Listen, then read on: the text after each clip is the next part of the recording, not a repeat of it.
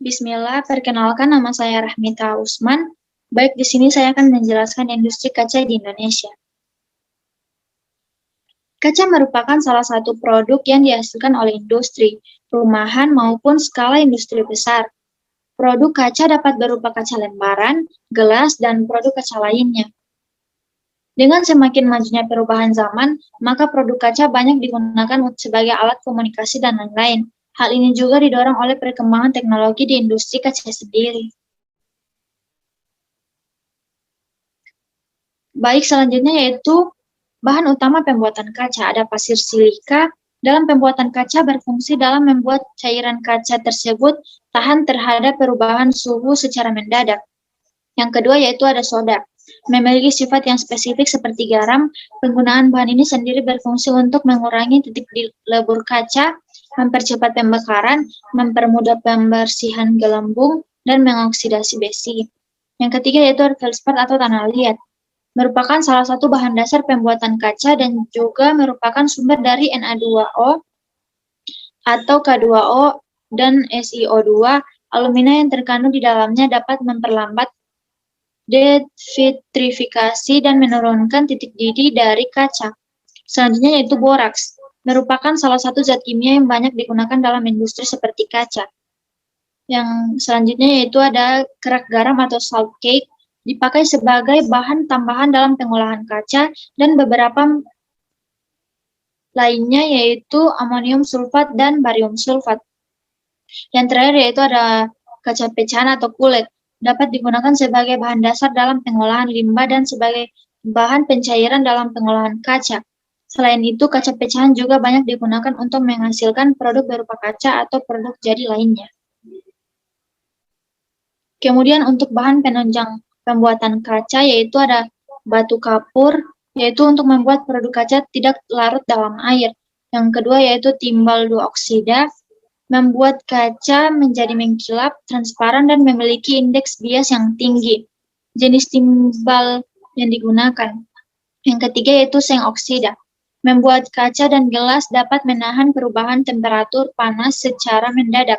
Selanjutnya yaitu ada barium karbonat, meningkatkan berat spesifik dan indeks bias. Timbal oksida merupakan oksida yang amfoter. Yang kelima yaitu aluminium oksida, meningkatkan viskositas kaca dan membuat kaca tahan terhadap zat kimia lainnya. Yang keenam yaitu ada arsen trioksida, untuk menghilangkan gelombang-gelombang yang terdapat pada kaca. Yang ketujuh yaitu mangan dioksida, bahan penghilang warna atau dekoloran.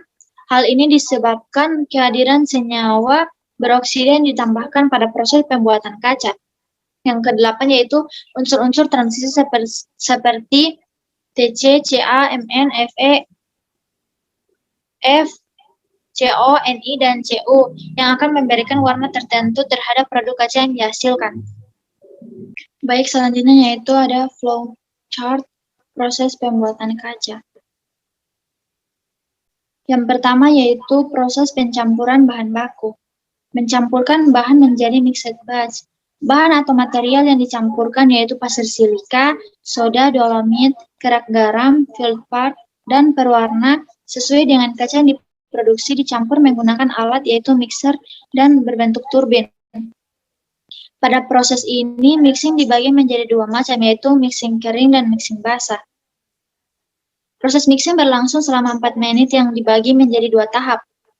Untuk proses mixing kering terjadi pada 1 menit pertama, kemudian dilanjutkan mixing basah dengan penambahan air untuk memperoleh moisturize sesuai dengan yang diharapkan yaitu 4,5 sampai 5,5%. Sebagian besar alat transportasi material adalah belt conveyor dan bucket elevator. Selanjutnya yaitu pencampuran antara mixed batch dengan fullet. Setelah campuran batch keluar dari mixer, batch tersebut diangkut dengan belt conveyor dan dibawa oleh bucket elevator masuk ke mix batch tank. Bersamaan dengan itu juga, kulit yang berasal dari circulation kulit dan foraging kulit juga ditimbang dalam hopper scale. Setelah itu, batch dan spool diangkut dengan belt conveyor dan bucket elevator masuk ke dalam batch dan cooler tank. Selanjutnya dibawa ke blanket feeder sebelum masuk ke dalam melter. Yang kedua yaitu proses peleburan atau melting. Batch dan coolant akan bercampur secara homogen molten glass. Pada proses ini terjadi perubahan wujud dari padat menjadi cair, dan ada beberapa zat yang berubah wujud daripada menjadi gas atau cair menjadi gas.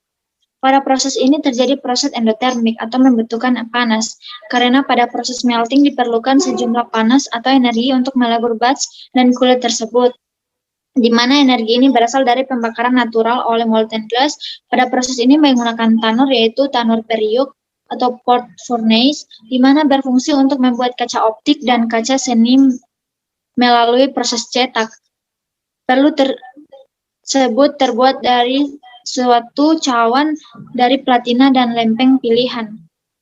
Selanjutnya itu tanur tangki atau tank furnace. Pada tanur ini kaca akan mengisi dasar tanur dan membentuk kolam. Sama seperti tanur periuk, dinding tanur dapat mengalami korosi karena terkena panas.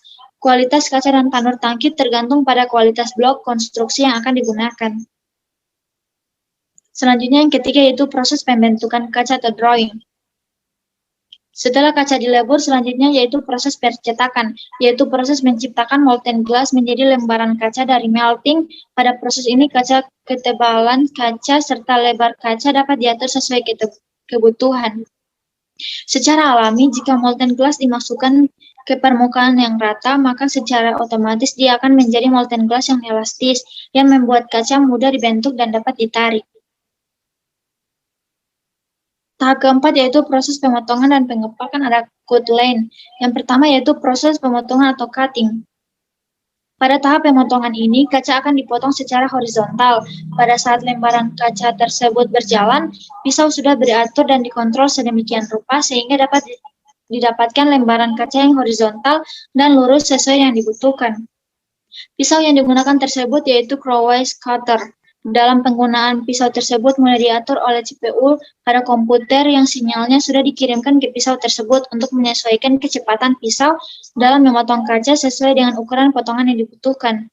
Ada dua potongan, yaitu potongan langsung atau cutting online. Pada proses ini, kaca dipotong dan dilakukan secara langsung saat lembaran-lembaran kaca tersebut berjalan. Yang kedua yaitu pemotongan secara tidak langsung atau cutting offline. Pada pemotongan ini, kaca-kaca tersebut dipotong menjadi kaca kecil-kecil yang tidak dapat dipotong secara langsung. Selain itu, untuk memenuhi pesanan kaca dan jumlah yang sedikit, dapat menggunakan teknik OMM atau one man machine. Setelah itu, kaca dilewatkan pada main floating table. Proses selanjutnya yaitu proses pemotongan dan pengepakan cut line, yaitu proses pengepakan atau packing. Pada tahap ini, produk kaca yang dihasilkan akan dikemas ke dalam box dan palet yang selanjutnya akan dikirimkan ke distributor dan tangan konsumen. Selanjutnya yaitu pengolahan limbah industri kaca. Yang pertama, limbah kaca memiliki potensi untuk kembali menjadi sebuah produk karena limbah kaca yang telah menjadi pecahan-pecahan tetap memiliki sifat yang sama dengan kaca yang baru, yang bening, tembus cahaya, tahan terhadap reaksi kimia, dan memiliki titik lead terhadap panas yang tinggi. Yang kedua, selain dari karakter kaca yang mendukung untuk kembali dijadikan sebuah produk, di sisi lain harga limbah kaca sangatlah rendah apabila dibandingkan dengan harga kaca yang baru. Yang ketiga yaitu float glass, merupakan salah satu kaca lembaran yang dibuat menggunakan proses peleburan dan pengembangan dan digunakan dalam kegiatan bangunan dan bahan baku produk turunannya. Baik, itulah pemaparan dari saya ucapkan terima kasih.